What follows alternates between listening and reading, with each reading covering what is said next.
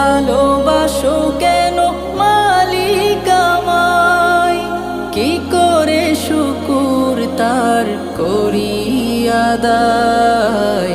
এত ভালোবাসো কেন মালিক আমায়? এত ভালোবাসো কেন মালিক আমায়?